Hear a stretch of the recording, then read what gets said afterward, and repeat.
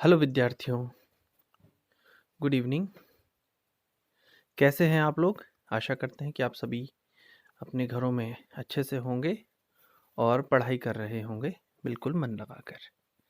समय बीतता चला जा रहा है और परीक्षाएं नज़दीक आती जा रही हैं, तो हमें मन लगाकर तो पढ़ना ही पड़ेगा।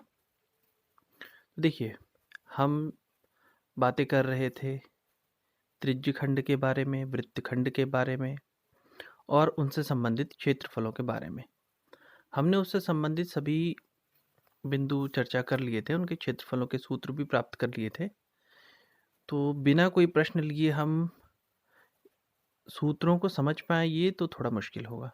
तो ऐसा करते हैं, कुछ एक प्रश्न हम ले लेते हैं जिससे कि हमारे सूत्र क्लियर हो जाएँ, हम सीख जाएँ कि किस तरह से उन्हें अप्लाई करना है। तो कक्षा 10 में प्रश्नावली 12.2 के कुछ प्रश्न हम ले लेते हैं। जैसे इस प्रश्नावली में है प्रश्न संख्या 4, मैं आपको समझा देता हूँ। इसमें हम इसको हल करेंगे, इससे आप लघु वृत्तखंड भी सीख पाएंगे और दीर्घ त्रिज्यखंड सीख जाएंगे। ठीक है, इसके बाद 5वां प्रश्न ले लेते हैं और एक 7वां। तो देखिए किस तरह से इन्हें हल करेंगे और यहाँ पर कैसे हम अप्लाई करेंगे। तो सबसे पहले देख लेते हैं प्रश्न 4। 10 सेंटीमीटर त्रिज्या वाले एक वृत्त की कोई जीवा केंद्र पर एक समकोण अंतरित करती है। निम्नलिखित के क्षेत्रफल ज्ञात कीजिए। नंबर 1 है संगत लघु वृत्तखंड का क्षेत्रफल, संगत दीर्घ त्रिज्यखंड का क्षेत्रफल, और इन्होंने हमें दिया हुआ है कि पाई का मान हमें 3.14 लेना है। तो इस प्रश्न में देखिए सबसे पहले 10 सेंटीमीटर यानी कि आर का मान हमें प्राप्त हो गया है। ठीक है, समकोण अंतरित करती है यानी कि थीटा का मान प्राप्त हो गया है 90। तो हमने सबसे पहले जब बात की थी थीटा यदि 90 हो तो हम उस समय किस प्रकार वृत्तखंड का क्षेत्रफल प्राप्त करते हैं, तो वही अप्लाई करेंगे। देखिए किस तरह से। तो देखिए इसमें हमें लघु वृत्तखंड का क्षेत्रफल प्राप्त करना है, लेकिन हम जानते हैं कि लघु वृत्तखंड का क्षेत्रफल तब तक प्राप्त नहीं होगा जब तक हमें त्रिज्यखंड का क्षेत्रफल प्राप्त नहीं हुआ। देखिए मान लेते हैं ये वृत्त है, ये उसकी खींची गई त्रिज्या है और ये भी एक त्रिज्या है। ठीक है, साथ में यदि हम खींच लेते हैं एक जीवा, तो इस क्षेत्र को कहा जा रहा है वृत्तखंड। तो इस वृत्तखंड का क्षेत्रफल तब तक प्राप्त नहीं होगा जब तक हम इस त्रिज्यखंड का क्षेत्रफल प्राप्त न कर लें। इस त्रिज्यखंड के क्षेत्रफल से जब हम इस त्रिभुज के क्षेत्रफल को घटाएंगे तभी हमें इस वृत्तखंड का क्षेत्रफल प्राप्त होगा, जैसा हम बता चुके हैं, चर्चा कर चुके हैं। मान लेते हैं केंद्र O है, ये जीवा ए बी है, तो मुझे सबसे पहले प्राप्त करना पड़ेगा त्रिज्यखंड का क्षेत्रफल। तो वो कैसे प्राप्त करते हैं देखिए। तो हमने मालूम है थीटा का मान यहाँ पर 90 है क्योंकि यहाँ पर चतुर्थांश कहा हुआ था, और साथ ही साथ त्रिज्या दी हुई है 10 सेंटीमीटर। ठीक है, तो इसे कैसे लिखेंगे हम? सर्वप्रथम त्रिज्यखंड का क्षेत्रफल।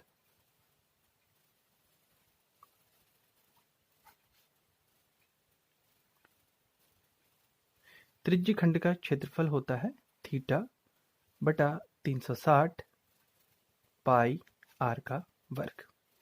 यहाँ पर थीटा देखिए 90 है और 360 गुणा पाई।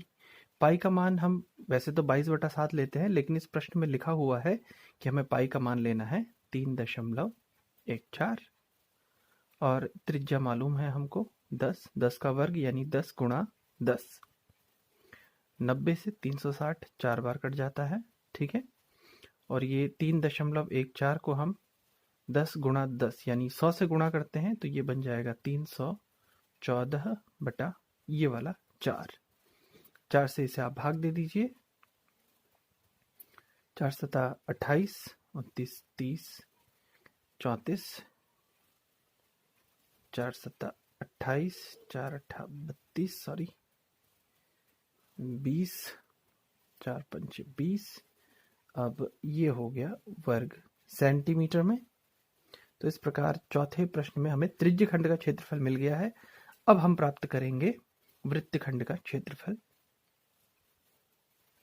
लघु वृत्तखंड का क्षेत्रफल बराबर त्रिज्यखंड का क्षेत्रफल ऋण संगत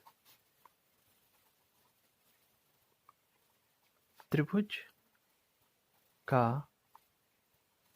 क्षेत्रफल।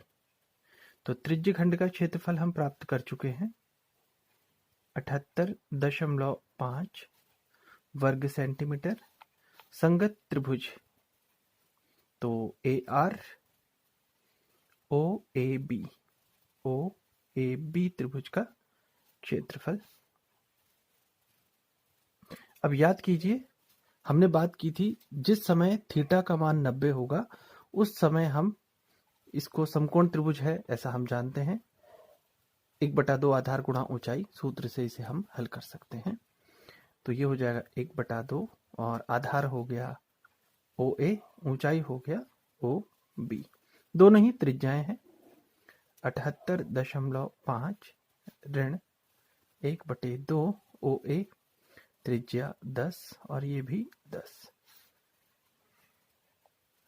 78.5 10 दशम 100 को 2 से भाग देंगे तो 50। इसे आप घटा लीजिए, ठीक है। 5 8 में से 0 गया तो 8, 7 में से 5 गया 2, तो 28.5 वर्ग सेंटीमीटर हमें इसका क्षेत्रफल प्राप्त होता है। ये इसका पहला जवाब होगा, ठीक है। तो ये पहले का आंसर। ऐसे ही दूसरा भाग है दीर्घ त्रिज्यखंड का क्षेत्रफल।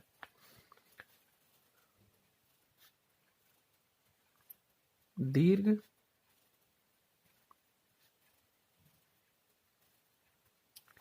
त्रिज्यखंड का क्षेत्रफल। तो दीर्घ त्रिज्यखंड यानी कि ये वाला भाग देखें, ये वाला भाग यदि मैं इसको छायांकित कर दूं आप अच्छे से समझ पाएंगे। ये वाले भाग की हम बात कर रहे हैं। ये है दीर्घ त्रिज्यखंड। यदि हम वृत्त के क्षेत्रफल में से इस लघु त्रिज्यखंड के क्षेत्रफल को घटा दें तो हमें प्राप्त होगा दीर्घ त्रिज्यखंड का क्षेत्रफल। तो हम लिखेंगे वृत्त का क्षेत्रफल ऋण लघु त्रिज्यखंड का क्षेत्रफल। तो वृत्त का क्षेत्रफल पाई r का वर्ग, लघु त्रिज्यखंड का क्षेत्रफल तो ये रहा। चाहे तो आप पूरा लिख सकते थे लेकिन हम ये प्राप्त कर चुके हैं तो हम ऐसे ही लिख लेंगे 3.14 गुणा त्रिज्या जो कि 10 थी। तो 3.14 को 10.100 से गुणा कर लेंगे तो 314 ऋण ये हो गया 78.5। इसे आप घटा लीजिए, 10 में से 5 घटाया तो 5, दशमलव रहेगा, इधर रह गया होगा आपका 3 में से 8 गए घटा नहीं, इधर हो गया 13 में से 8 कम कर लीजिए 5, इधर रह गया 0, 10 में से 7 गया तो 3, इधर रह गया 235.5 वर्ग सेंटीमीटर। तो इस प्रकार हमने प्रश्न 4 को हल किया। ध्यान दीजिए, हमें पूछा गया था लघु वृत्तखंड का क्षेत्रफल, लेकिन वो सीधे प्राप्त नहीं होगा, हमें त्रिज्यखंड के क्षेत्रफल की आवश्यकता पड़ जाएगी। तो सबसे पहले हमने त्रिज्यखंड का क्षेत्रफल ही प्राप्त किया। चलिए अब आप देख लेते हैं प्रश्न संख्या 5। इस प्रश्न में क्या दिया हुआ है? इसमें पूछा हुआ है कि त्रिज्या 21 सेंटीमीटर यानी कि r का मान हमें प्राप्त हो गया है। वृत्त का एक चाप केंद्र पर 60 अंश का कोण अंतरित करता है यानी कि थीटा का मान दे दिया है 60। तो हमें क्या पता करना है? चाप की लंबाई नंबर 1, दूसरा चाप द्वारा बनाए गए त्रिज्यखंड का क्षेत्रफल, और तीसरा संगत जीवा पर बनाए गए एक वृत्तखंड का क्षेत्रफल। देखिए इसमें चाप की लंबाई एक नई चीज़ है, लेकिन किस तरह से हल करेंगे वो हम करके देखते हैं। इस प्रश्न को हल करने के लिए देखें, आर का मान दिया हुआ है 21 सेंटीमीटर और थीटा दिया हुआ है 60, लेकिन पूछा है हमसे चाप की लंबाई। तो देखिए, यदि ये चाप है, देखिए लाल रंग से खींचने की कोशिश की गई, यदि ये चाप है और ये थीटा है हमारा 60, ये देखें, यदि थीटा 60 हो, ये चाप है, इस चाप की लंबाई पूछी है, तो चाप की लंबाई के लिए सूत्र होगा, ये मैं लिख देता हूं, चाप की लंबाई होता है थीटा बटा 360 गुणा 2 पाई आर। ठीक है, तो थीटा का मान हमें मालूम है 60 है, ये हो गया 360, 2 पाई आर, 2 गुणा पाई का मान ले लेते हैं 22/7 और त्रिज्या दी है 21। देखिए, पाई का मान अभी इससे पहले प्रश्न में हमने 3.14 लिया, क्योंकि प्रश्न में लिखा हुआ था। प्रश्न 5 में लिखा नहीं है कि पाई का मान कितना लेना है, हमने लिया 22/7। ठीक है, क्यों लिया? क्योंकि देखिए यहाँ पर जो त्रिज्या का मान है वो 7 के गुणज के रूप में है, ये 7 से कट जाने वाला है, जबकि इससे पहले वाले प्रश्न में हमने देखा था त्रिज्या का मान 10 था, जो कि 7 का गुणज नहीं होता है या 7 के पहाड़े से नहीं कटता है, इस वजह से वहां पर पाई का मान 3.14 लिया जाता है। ठीक है, तो इस 7 से ये 21 3 बार कट जाना चाहिए, 60 से 360 6 बार कट जाना चाहिए, 2 से 6 3 बार कट जाना चाहिए, ये 3 से ये 3 कैंसिल, ये कट जाता है, तो बचा क्या वो आप देख सकते हैं, मात्र 22 सेंटीमीटर। तो ये पहला हल हो गया, बहुत आसान। अब है इसी का दूसरा भाग, वो है कि चाप द्वारा बनाए गए त्रिज्य खंड का क्षेत्रफल। तो वापस इस भाग का क्षेत्रफल हमसे पूछा हुआ है, ये जो त्रिज्य खंड है देखिए ये, तो हम त्रिज्य खंड के क्षेत्रफल से परिचित हैं।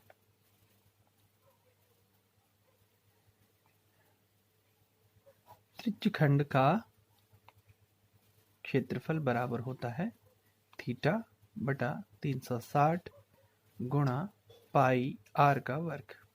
तो थीटा दिया हुआ है 60, 360, पाई का मान 22/7 और त्रिज्या है 21, 21 का वर्ग लेंगे तो 21 गुणा 21 2 बार कर लेंगे, 7 से 21 3 बार कट जाएगा, 60 से 360 6 बार, 3 से ये 6 कट जाता है 2 बार, इस 2 से आप 22 को काट लीजिए 11 बार। अब देखिए 11 और 21 की गुणा कर लीजिए, 21 3 231, क्योंकि ये क्षेत्रफल है तो वर्ग सेंटीमीटर के रूप में लिखा जाएगा। ये हो गया हल दूसरा भाग इसका। तीसरा भाग है संगत जीवा द्वारा बनाए गए वृत्तखंड का क्षेत्रफल। तो देखें यहां पर यदि मैं यूं कहूं ये जीवा है, अब हमसे पूछा गया है वृत्तखंड का क्षेत्रफल। ठीक है, तो वृत्तखंड कहने का मतलब यहां पर लघु वृत्तखंड से है, तो इसका क्षेत्रफल हमें प्राप्त करना है। हम जानते हैं वृत्तखंड का क्षेत्रफल क्या होता है। अच्छा, इसका नामांकन हम कर लेना चाहिए, यहाँ पर ये O, यहाँ पर A और ये रहा B। सॉरी, तो मैं लिखूंगा लघु वृत्तखंड का क्षेत्रफल बराबर त्रिज्य खंड का क्षेत्रफल का क्षेत्रफल ऋण संगत त्रिभुज का क्षेत्रफल। ठीक है, तो त्रिज्य खंड का क्षेत्रफल हम पहले से प्राप्त कर चुके हैं 231 वर्ग सेंटीमीटर। अगर ये प्रश्न में नहीं होता तो हमें ये सारी कैलकुलेशन दोबारा यहाँ करनी पड़ती, तो मैं इसको डायरेक्ट अप्लाई कर लेता हूँ क्योंकि हम इसी प्रश्न में इस भाग को हल कर चुके हैं। तो 231 वर्ग सेंटीमीटर ऋण संगत त्रिभुज, यानी कि हम ऐसा लिख सकते हैं एरिया ऑफ ट्राइंगल OAB। विशेष बात ध्यान दीजिए, स्थिति 2 पर हमने बात की थी, जब थीटा का मान 60 अंश हो उस समय हम संगत त्रिभुज का क्षेत्रफल कैसे प्राप्त करते हैं। याद कीजिए, हमने कहा था यदि थीटा का मान 60 अंश हो उस समय ये जो बनने वाला त्रिभुज होता है OAB, ये एक समबाहु त्रिभुज होता है, और समबाहु त्रिभुज का क्षेत्रफल हम जानते हैं। तो वो होता है, देखें, समबाहु त्रिभुज का क्षेत्रफल ले लेंगे वर्गमूल 3/4 भुजा का वर्ग, तो 231 ऋण वर्गमूल 3/4 भुजा क्या हो गई, ये त्रिज्या के समान हो गई, और त्रिज्या तो हमें मालूम है 21, तो ये आ जाएगा 21 का वर्ग, 21 गुणा 21, 231 ऋण। अब यहाँ पर आपके पास दो रास्ते हैं, चाहे तो आप वर्गमूल 3 का मान रखें अथवा इसको सीधा ही हल कर लीजिए। ये वर्गमूल 3 21 गुणा 21 करते हैं तो 441 आना चाहिए बटा 4, ये हो गया। चाहे तो आप लॉ से लेके हल करें अथवा इसको इतना ही लिखकर छोड़ दीजिए, ये इसका उत्तर हो जाता है वर्ग सेंटीमीटर में।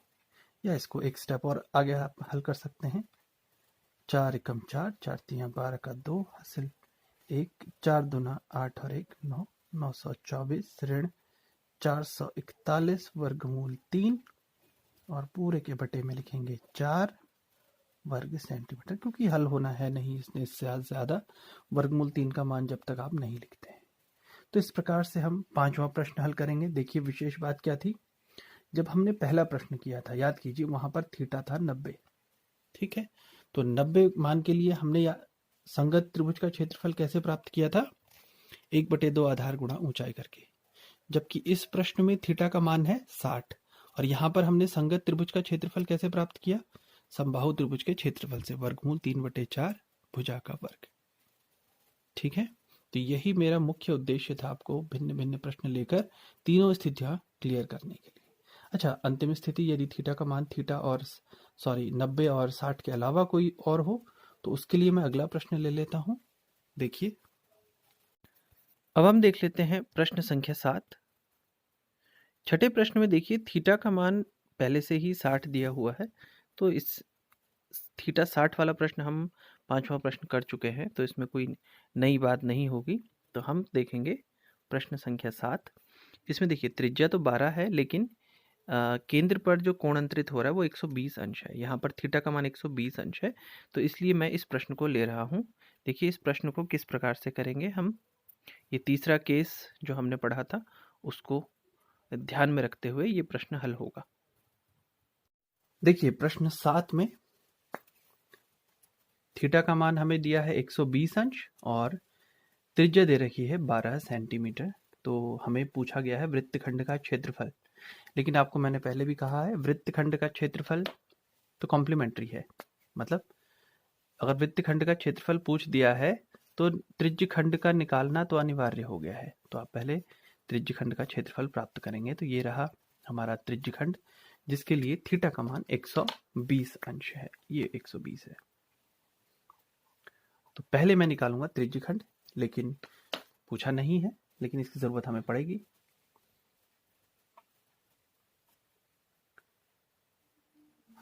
त्रिज्यखंड का क्षेत्रफल बराबर थीटा बटा 360 गुणा पाई आर का वर्ग। तो थीटा हमें मालूम है 120 लिखेंगे और ये 360 ये हो जाता है। पाई का मान अभी प्रश्न में लिखा हुआ है 3.14 लेना है वैसे, और त्रिज्या दे रखी है 12, तो 12 गुणा 12 का वर्ग हो जाएगा। अब आप समझ गए होंगे कि पाई का मान 3.14 लेने के लिए क्यों कहा गया है, क्योंकि यहाँ पर त्रिज्या का मान है 12 जो कि 7 से विभाज्य तो नहीं है, इस वजह से ऐसा किया गया है। तो 12 से 36 3 बार कट जाता है, चाहे तो आप 3 से इस 12 को कैंसिल कर लीजिए, 3 चको 12, और इनकी कर लेंगे हम गुणा, ठीक है। 3.14 गुणा 12 चको 48। ये अब इनकी गुणा करके जितना भी आता है वो हम यहाँ लिख लेंगे। 150.72 वर्ग सेंटीमीटर। अब हम निकालेंगे वृत्तखंड का क्षेत्रफल। ये आपको मालूम है, यदि मैं इसको यहाँ मिला देता हूँ B से, तो ये जो अब सामने आपके है ये है वृत्तखंड। और इस वृत्तखंड का क्षेत्रफल कैसे प्राप्त होगा?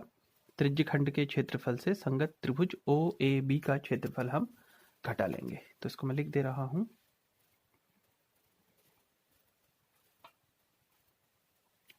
वृत्तखंड का क्षेत्रफल बराबर त्रिज्यखंड का क्षेत्रफल ऋण संगत त्रिभुज का क्षेत्रफल। तो त्रिज्यखंड का क्षेत्रफल प्राप्त कर चुके हैं 150.72 वर्ग सेंटीमीटर। संगत त्रिभुज यानी कि एरिया ऑफ ट्राइएंगल OAB। देखिए अब क्या करना है, इस समय थीटा ना तो 90 है ना तो 60 है, तो यहाँ पर आप वो अंतिम व्यापक सूत्र जो मैंने बात की थी वो लगाएंगे। 150.72, तो वो हमने सीखा था r² बटा 2 r का वर्ग बटा 2 साइन थीटा। ठीक है, और थीटा हमें पता है 120। लेकिन एक समस्या है बच्चों की, थीटा 120 पर कक्षा 10 में आपको कोण का साइन का मान मालूम नहीं है। तो याद कीजिए ये सूत्र मैंने कहाँ से प्राप्त किया था, तो उसको हम यहाँ पे अप्लाई करते हैं। 150.72 ऋण r का वर्ग बटा 2। यहाँ पर हमने याद कीजिए हमने लिखा था 2 साइन फाई कॉस फाई लिखा था, याद है आपको? साइन फाई कॉस फाई, और फाई क्या था? थीटा का ठीक आधा। ठीक है, याद आ रहा होगा, नहीं तो पिछले वीडियो पे जाकर देख सकते हैं। r का वर्ग बटा 2, और फिर भी याद ना आता हो, या देखिए ऐसे किस तरह से लिखेंगे, साइन फाई का मतलब थीटा का ठीक आधा करना है। मैं ऐसा कर देता हूं, साइन थीटा बटा 2 कॉस थीटा बटा 2। अब ठीक है, थीटा यानी 120, इसका आधा हम यहाँ पे प्रयोग करेंगे। r हमें मालूम है कितना है, 12। ये 12 का वर्ग हो जाएगा बटा 2 गुणा 2 साइन 120 का आधा कितना होता है, 60 अंश, और कॉस में भी ऐसा ही करेंगे, कॉस का भी 60 अंश। अब आपके लिए कोई समस्या नहीं है। हाँ, यदि आपको साइन 120 अंश का मान मालूम होता तो आप इसे सीधे यहाँ अप्लाई कर लेते। ठीक है, नहीं मालूम है तो आपको डेरिवेशन तो मालूम है, ये सूत्र हमने कैसे प्राप्त किया था, यहाँ से प्राप्त किया था, तो यहाँ पर आप इसका आधा प्रयोग करिए। ठीक है, तो बस अब आप इसकी कैलकुलेशन कीजिए। 150.72, तो ये 2 से 2 मैं चाहूँ तो इसको कैंसिल कर देते हैं, ये इसको काट देते हैं। साइन 60 अंश का मान वर्गमूल 3 बटा 2, साइन कॉस 60 अंश का मान 1 बटा 2 से 12 को काट लेते हैं 3 बार, तो 12 तियां ये हो जाता है 36। वर्गमूल 3 का मान 1.7, 2 ले लेंगे, और 36 और 1.732 से हम अगर गुणा कर लेते हैं तो ये हमें मिलता है 62.352, और इसको अगर घटा लेते हैं तो प्राप्त होगा 88.368 वर्ग सेंटीमीटर। तो हमने देखा किस तरह से हम इसको हल कर पाएंगे। ठीक है, यदि हम थीटा का मान 90 और 60 के अतिरिक्त कुछ पाते हैं तो हम उस समय इस सूत्र का प्रयोग अवश्य करेंगे कि r² साइन थीटा बाई 2। ठीक है, और ये सूत्र कहाँ से आया? और हाँ, एक बात ध्यान रहे, आप अगर सीधे इस वीडियो को देख रहे हैं तो हो सकता है आपको कई चीज़ें समझ नहीं आ रही होंगी, तो आपको चाहिए कि इससे पिछले वीडियोस को आप देख लीजिए, तो आपको बहुत अच्छे से ये बातें समझ आ जाएंगी कौन सा सूत्र हमने इस जगह पर प्रयुक्त क्यों किया है। So thank you so much. पढ़ाई करते रहें।